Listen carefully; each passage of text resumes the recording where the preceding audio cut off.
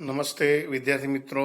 ધોરણ 12 કોમર્સ અર્થશાસ્ત્ર વિષયમાં આજે પ્રકરણ 2 વૃદ્ધિ અને વિકાસના નિર્દેશકો.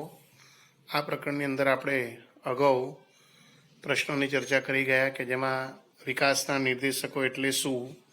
વિકાસના નિર્દેશકો 4 છે: રાષ્ટ્રીય આવકનો વૃદ્ધિદર, માથાદીઠ આવકનો વૃદ્ધિદર, જીવનની ભૌતિક ગુણવત્તાંક, માનવ વિકાસાંક. જેમાં આપણે રાષ્ટ્રીય આવકનો વૃદ્ધિદર એટલે શું અને રાષ્ટ્રીય આવકનો વૃદ્ધિદર એની મર્યાદાઓ એના વિશે ચર્ચા કરી. ત્યાર પછી આપણે માથાદીઠ આવક એટલે શું, માથાદીઠ આવકનો અર્થ આર્થિક વિકાસને કેવી રીતે માપે છે એના વિશે, અને માથાદીઠ આવકના નિર્દેશકની મર્યાદાઓ એના વિશે ચર્ચા કરી. હવે આપણે ત્રીજો નિર્દેશક જોઈએ, જીવનની ભૌતિક ગુણવત્તા આંક. આ જીવનની ભૌતિક ગુણવત્તા આંકનો જે નિર્દેશક સમજીએ એ પહેલાં અહીંયા આગળ જીવનની ભૌતિક ગુણવત્તા આંકનો નિર્દેશક શા માટે રજૂ કરવામાં આવે છે એના વિશે અહીંયા આગળ થોડીક ચર્ચા કરવામાં આવી છે કે ભાઈ રાષ્ટ્રીય આવક અને માથાદીઠ આવક બંને નિર્દેશકો આર્થિક વિકાસને માપવાના મહત્ત્વના નિર્દેશક તરીકે ઓળખાય છે. પરંતુ આ બંને નિર્દેશકો પોતપોતાની રીતે થોડીક મર્યાદાઓ ધરાવે છે. એને કારણે કોઈપણ દેશનો આર્થિક વિકાસ માપવા માટે આ બંને નિર્દેશકો મર્યાદિત બનતા હોવાથી અહીંયા આગળ રાષ્ટ્રીય આવક અને માથાદીઠ આવકને બદલે લોકોના જીવનમય ગુણવત્તામાં કેટલો સુધારો થયો છે એના આધારે અહીંયા આગળ આર્થિક વિકાસ થયો છે કે નહીં તેવું નક્કી કરવામાં આવે છે.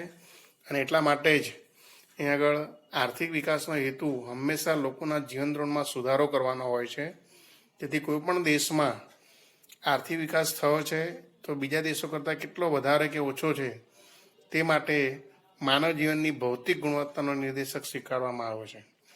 એટલે અહીંયા આગળ જીવનની ભૌતિક ગુણવત્તામાં સુધારણા આ બાબતોને ધ્યાનમાં લેવામાં આવે છે. તો અહીંયા આગળ આપણે જીવનની ભૌતિક ગુણવત્તા આંક PQLI એ પ્રશ્નની ચર્ચા કરીએ એ પહેલાં અહીંયા આગળ એક ટૂંકા પ્રશ્ન તરીકે પરીક્ષામાં 2 ગુણમાં એક નાનો ટૂંકો પ્રશ્ન પૂછાતો હોય છે કે જીવનની ભૌતિક ગુણવત્તા એટલે શું. જીવનની ભૌતિક ગુણવત્તામાં સમાવિષ્ટ થતી 10 બાબતો જણાવો. તો આપણે આ જીવનની ભૌતિક ગુણવત્તાનો અર્થ અને એમાં કઈ બાબતો ધ્યાનમાં લેવામાં આવે છે એની ચર્ચા આપણે પહેલાં કરીશું. તો સૌથી પહેલાં જીવનની ભૌતિક ગુણવત્તા એટલે શું તેની વ્યાખ્યા આપવાની હોય તો એની વ્યાખ્યા આવી આપી શકાય કે ભાઈ માનવ જીવનની ભૌતિક ગુણવત્તા વિવિધ વસ્તુઓ અને સેવાના વપરાશના ધોરણો પર આધારિત છે. ધોરણો એટલે શું? ગુણવત્તા ઉપર આધારિત છે. એટલે અહીંયા આગળ માનવ જીવનની જો જીવનની ગુણવત્તા સુધરી હોય કઈ રીતે, તો કે એને જે વપરાશ કરતી જે વસ્તુઓ છે, સેવાઓ છે, એ કેટલા પ્રમાણમાં સારી એવી પ્રાપ્ત કરી શકે છે એના ધ્યાનમાં રાખીને અહીંયા આગળ આર્થિક વિકાસ થયો છે કે નહીં એવું નક્કી કરવામાં આવે છે. અહીંયા આગળ વપરાશના ધોરણો એટલે શું, તો કે સમયના કોઈ ગાળા દરમિયાન વ્યક્તિ અથવા વ્યક્તિઓના સમૂહ દ્વારા વપરાશમાં લેવાયેલ ખોરાક, બળતણ, બિન ટકાઉ વસ્તુઓ, વપરાશમાં લેવાયેલ ટકાઉ વસ્તુઓ, અર્ધ ટકાઉ વસ્તુઓ અને વપરાશમાં લેવાયેલ સેવાઓનો સમૂહ. બરાબર, આ બધી બાબતો કેટલા પ્રમાણમાં સારી લીધી છે આને આધારે જીવનની ભૌતિક ગુણવત્તા નક્કી કરવામાં આવે છે. અને આ વપરાશ કે ધોરણ એટલે કે ગુણવત્તા કે જીવન ધોરણને જીવનની ભૌતિક ગુણવત્તા તરીકે ઓળખવામાં આવે છે. દેશના નાગરિકોનું જીવન ધોરણ જો ઊંચું જાય તો જીવનનો ભૌતિક સુધારો થયો તેમ કહી શકાય. ટૂંકમાં તમારે જીવનની ભૌતિક ગુણવત્તા એટલે એની વ્યાખ્યા આપવી હોય તો આવી આપી શકાય કે ભાઈ સમયના કોઈ એક સમયગાળા દરમિયાન અથવા તો કે વર્ષના કોઈ એક સમયગાળા દરમિયાન દેશના લોકોએ બરાબર વપરાશમાં લીધેલ વસ્તુઓ અને સેવાઓના સમૂહ જે માનવ જીવનની ભૌતિક ગુણવત્તા નક્કી કરે છે તેને જીવનની ભૌતિક ગુણવત્તા તરીકે ઓળખવામાં આવે છે.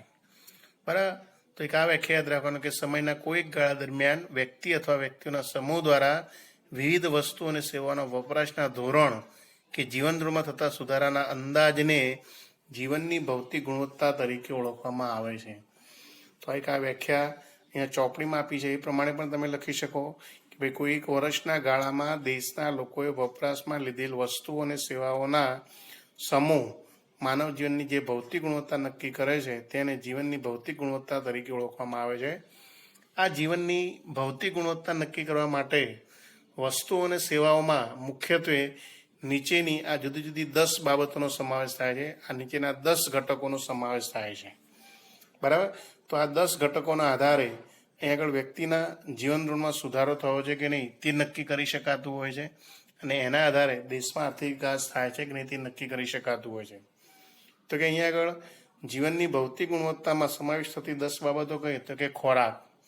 તો અહીંયા આગળ સૌથી પહેલાં ખોરાક છે, પછી બીજું આરોગ્ય અને તબીબી સેવાઓ, ત્રીજું છે રહેઠાણ અને કપડાં, ચોથું શિક્ષણ મનોરંજન, બરાબર. પાંચમું છે પરિવહન અને માહિતી પ્રસારણ સેવાઓ, વસ્તી દીઠ રસ્તા રેલવાની લંબાઈ, ટેલિફોન સંખ્યા કેટલી મળે છે તે, ઉર્જા શક્તિ, દેશની વસ્તીને મળતું પીવાનું ચોખ્ખું પાણી, સરેરાશ આયુષ્ય, બાળ મૃત્યુનું પ્રમાણ, ડ્રેનેજની સુવિધા. જો આ 10 બાબતોમાં સુધારો થયો હોય તો કે દેશમાં માનવ જીવનની ભૌતિક ગુણવત્તા સુધરી છે તેમ કહી શકાય. તો મિત્રો અહીંયા સમજો કે ભાઈ સૌથી પહેલાં એમ કહે છે કે ભાઈ આ 10 ઘટકોનો સમાવેશ થયો હોય તો જીવનની ભૌતિક ગુણવત્તા સુધરી એમ કહેવાય. એટલે એનો મતલબ એમ ખોરાક. તો કે જીવનની ભૌતિક ગુણવત્તા સુધારામાં ખોરાકને ધ્યાનમાં લેવામાં આવે છે. ખોરાક કેવી રીતે? તો કે તમને ખોરાક બધા લોકો મેળવતા હોય છે, પણ ખોરાકમાં પણ તમને સારો ખોરાક મળવો જોઈએ. કેવો? તો કે સારા પ્રમાણમાં કેલરીવાળો ખોરાક હોય, પ્રોટીનવાળો હોય, ચરબીયુક્ત સારા પ્રમાણમાં ખોરાક મળતો હોય તો લોકોનું આરોગ્ય અને સ્વાસ્થ્ય સારું રહે. તો આ રીતે ખોરાક તમને સાત્વિક ખોરાક મળવો જોઈએ. બીજું આરોગ્ય અને તબીબી સેવાઓ, જેમાં વસ્તીના એકમ દીઠ ડૉક્ટરનું પ્રમાણ કેટલું છે એ ધ્યાનમાં રાખવામાં આવતું હોય છે. જેમ કે અહીંયા આગળ તમારી વસ્તી જેમ વધારે હોય તો એ વધારે વસ્તી હોય એ પ્રમાણે ડૉક્ટરનું પ્રમાણ પણ વધારે હોવું જોઈએ. તો આરોગ્ય અને તબીબી સેવાઓ, દવાખાનાઓ કેટલા પ્રમાણમાં પ્રાપ્ત થાય છે, કેટલા પ્રમાણમાં ડૉક્ટરો ઉપલબ્ધ છે, બરાબર, દવાઓ કેટલા પ્રમાણમાં ઉપલબ્ધ છે એ ધ્યાનમાં રાખીને તમારી આરોગ્ય સેવાઓ સારી મળે છે કે નહીં એના આધારે ગુણવત્તા નક્કી કરવામાં આવે. ત્રીજું રહેઠાણ અને કપડાં. તો કે અહીંયા આગળ વ્યક્તિને બરાબર આપણા દેશની જે વસ્તી છે એ વસ્તીના પ્રમાણમાં, જમીન વિસ્તારના પ્રમાણમાં અહીંયા આગળ લોકોને રહેવા માટે મકાન કેટલા પ્રમાણમાં ઉપલબ્ધ છે. બીજું લોકોને વર્ષ દરમિયાન કેટલા મીટર કાપડ બરાબર કે પહેરવા માટે મળે છે અથવા મેળવી શકે છે, ખરીદી શકે છે. તો આ રીતે કે ભાઈ રહેઠાણમાં ઓરડાઓની સંખ્યા અને ઓરડામાં સરેરાશ કેટલા લોકો રહે છે, એક મકાનમાં કેટલા વ્યક્તિઓની સંખ્યા રહી શકે છે વધુમાં વધુ અથવા ઓછામાં ઓછી, એ ધ્યાનમાં રાખીને અહીં આગળ ગુણવત્તા નક્કી કરવામાં આવતી હોય છે. ચોથો મુદ્દો શિક્ષણ અને મનોરંજન. શિક્ષણ કે ભાઈ દેશમાં શિક્ષણનું પ્રમાણ કેટલું વધ્યું છે, અને શિક્ષણને માપવા માટે આપણે જાણીએ છીએ કે સાક્ષરતા દરને ધ્યાનમાં લેવામાં આવે છે. જો દેશમાં સાક્ષરતા દરનું પ્રમાણ વધ્યું હોય તો શિક્ષણનું પ્રમાણ વધ્યું છે એમ કહી શકાય. અને શિક્ષણ વધે, બરાબર. શિક્ષણમાં પણ કયા કયા પ્રકાર? તો કે અહીંયા આગળ પ્રાથમિક શિક્ષણ, માધ્યમિક શિક્ષણ, ઉચ્ચતર શિક્ષણ. કે ભાઈ ભારતમાં પ્રાથમિક શિક્ષણમાં કેટલા ટકા વધારો થયો, માધ્યમિક શિક્ષણ કેટલા ટકા લોકો મેળવે છે, ઉચ્ચતર શિક્ષણ કેટલા ટકા લોકો મેળવે છે. આ રીતે શિક્ષણને ધ્યાનમાં લેવામાં આવે છે. એની સાથે મનોરંજનની સુવિધાઓ કે ભાઈ અહીંયા આગળ સામાન્ય માનવીથી માંડીને જે શ્રીમંત વર્ગ સુધીના લોકો કેટલા પ્રમાણમાં મનોરંજનની સારી એવી સુવિધાઓ મેળવે છે. કે ભાઈ ટેલિવિઝન, થિયેટર જેવી સુવિધાઓ પ્રાપ્ત કરે છે એ ધ્યાનમાં લેવામાં આવે છે. બીજું પરિવહન અને માહિતી પ્રસારણની સેવાઓ, વસ્તી દીઠ રસ્તા રેલવેની લંબાઈ, ટેલિફોનની સંખ્યા. એટલે અહીંયા આગળ પરિવહન એટલે કે એક જગ્યાએથી બીજી જગ્યાએ જવા માટે વાહન વ્યવહારની સુવિધાઓ કેટલી છે તે. પ્રસારણ માહિતી એટલે કે તમને જે સમાચાર માધ્યમો છે એ કેટલા પ્રમાણમાં ઉપલબ્ધ થાય છે. રસ્તા, રેલવે કેટલા પ્રમાણમાં પ્રાપ્ત થાય છે, ટેલિફોનની સુવિધાઓ કેટલી છે. આ બધી બાબતો એ સંદેશા વ્યવહારના સાધનો કેટલા પ્રમાણમાં ઉપલબ્ધ છે, એમાં કેટલો વધારો થયો છે એ જીવનની ગુણવત્તા નક્કી કરે છે. આ ઉપરાંત ઉર્જા શક્તિ. ઉર્જા શક્તિ એટલે શું છે? તો કે માથાદીઠ ઉર્જાની વપરાશ. બરાબર કે અહીંયા આગળ વ્યક્તિને પોતાના માથાદીઠ કેટલી ઉર્જા વાપરવા માટે મળે છે એ ધ્યાનમાં લેવામાં આવે છે. આ ઉપરાંત દેશની વસ્તીને મળતું પીવાનું ચોખ્ખું પાણી. બરાબર કે આજે આપણા દેશની જે કુલ વસ્તી છે એ કુલ વસ્તીમાંથી કેટલા લોકોને પીવાનું ચોખ્ખું શુદ્ધ પાણી પ્રાપ્ત થાય છે. બરાબર, કેટલા લોકો કૂવામાંથી પાણી મેળવે છે, કેટલાક લોકો તળાવમાંથી પીતા હોય, કેટલા લોકો નદીઓના પાણી પીતા હોય, તો કેટલા લોકો ફિલ્ટર કરેલું શુદ્ધ ક્લોરિનેશનયુક્ત પાણી પીવે છે એ અહીંયા ધ્યાનમાં લેવામાં આવે.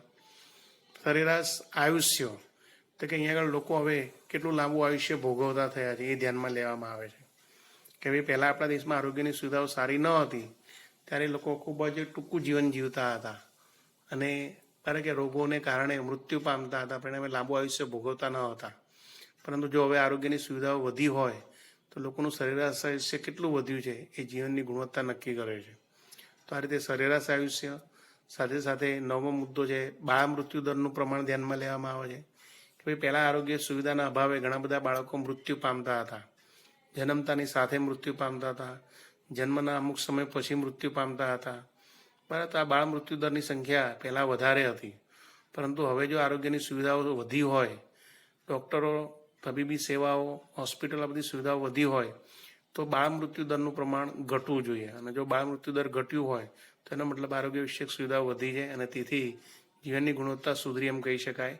આ ઉપરાંત ડ્રેનેજની સુવિધા, ડ્રેનેજ એટલે શું તો કે ગટર લાઇન, બરાબર, કે ગંદકીનો યોગ્ય નિકાલ, તે સુવિધામાં નોંધપાત્ર વધારો થવો હોવો જોઈએ. બરાબર, તો અહીંયા આગળ આ 10 બાબતો છે એ જો ઉપરોક્ત આ 10 બાબતોમાં સુધારો થઈ રહ્યો હોય તો દેશમાં માનવ જીવનની ભૌતિક ગુણવત્તા સુધરી છે તેમ કહી શકાય. અને જીવનની ભૌતિક ગુણવત્તા રીતે સુધરી હોય તો દેશમાં આર્થિક વિકાસ થઈ રહ્યો છે તેમ કહી શકાય. જો સુધારો ન થયો હોય તો કયા ક્ષેત્રમાં સુધારાની જરૂર છે તે જાણી તેના ઉપાયો યોજી દેશનો વિકાસ વધારી શકાય. આ 10 ઘટકો છે, એમાંથી કોઈ ઘટકમાં ચલો સુધારો થયો નથી તો એ નક્કી કરીને એમાં સુધારો કરીને આર્થિક વિકાસ કરવા માટેના પ્રયાસો કરી શકાય. આમ માનવ જીવનના કોઈપણ નિર્દેશકને સાપેક્ષ રીતે પણ રજૂ કરી શકાય છે. સૌથી ઊંચું મૂલ્ય ધરાવતા નિર્દેશકને 100નો અંક અપાય છે. અને આ રીતે જીવનની ભૌતિક ગુણવત્તા સુધારવા આ રીતે વિકાસશીલ દેશો આવી 10 બાબતો છે એ 10 બાબતોને ધ્યાનમાં લે છે અને એના આધારે દેશમાં વિકાસ થયો છે કે નહીં, લોકોનું જીવન ધોરણ સુધર્યું છે કે નહીં એ નક્કી કરવામાં આવે છે. હવે આપણે અહીંયા આગળ આ પ્રશ્ન પૂર્ણ કરીએ છીએ. પ્રશ્ન આપણે એ હતો જે ચર્ચા કરીએ કે ભાઈ જીવનની ભૌતિક ગુણવત્તા એટલે શું, તેમાં કઈ બાબતોનો સમાવેશ થાય છે, આપણે એની ચર્ચા કરી છે. તો સૌથી પહેલાં આપણે જીવનની ભૌતિક ગુણવત્તા એટલે શું એની વ્યાખ્યા આપણે જોઈ કે ભાઈ કોઈ એક વર્ષના સમયગાળા દરમિયાન, બરાબર, કે વ્યક્તિના સમૂહ દ્વારા બરાબર વપરાશમાં લીધેલ વસ્તુ અને સેવાઓના વપરાશના ધોરણ કે જીવન ધોરણમાં થતા સુધારાનો અંદાજ એને જીવનની ભૌતિક ગુણવત્તા તરીકે ઓળખવામાં આવે છે. અહીંયા આગળ 10 ઘટકો ધ્યાનમાં લેવામાં આવે છે. ખોરાક, આરોગ્ય અને તબીબી સેવાઓ, રહેઠાણ અને કપડાં, શિક્ષણ અને મનોરંજન, પરિવહન અને માહિતી પ્રસારની સેવાઓ, ઉર્જા શક્તિ, દેશની વસ્તીને મળતું પીવાનું ચોખ્ખું પાણી, સરેરાશ આયુષ્ય, બાળ મૃત્યુનું પ્રમાણ અને ડ્રેનેજની સુવિધા. બરાબર, હવે આ જે જીવનની ભૌતિક ગુણવત્તા આંક, બરાબર, એ પ્રશ્ન અલગ છે. તેની ચર્ચા આપણે હવે નેક્સ્ટ લેક્ચરમાં કરીશું. તો આ પ્રશ્નનો જવાબ છે કે જીવનની ભૌતિક ગુણવત્તા એટલે શું, તેના ઘટકો કયા કયા છે, એની ચર્ચા આપણે અહીંયા પૂર્ણ કરીએ છીએ. અને આ પ્રશ્ન બરાબર પરીક્ષામાં 2 થી 3 ગુણમાં પૂછાતો હોય છે, તો એ પ્રશ્ન તમારે આ રીતે તૈયાર કરવો. હવે આગળના જે પ્રશ્ન છે કે ભાઈ જીવનની ભૌતિક ગુણવત્તાનો આંક એટલે શું.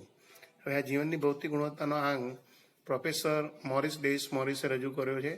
એણે અહીંયા આગળ આ 10 ઘટકોને બદલે મુખ્ય મહત્વના ગણાતા હોય એવા 3 ઘટકો, શિક્ષણ,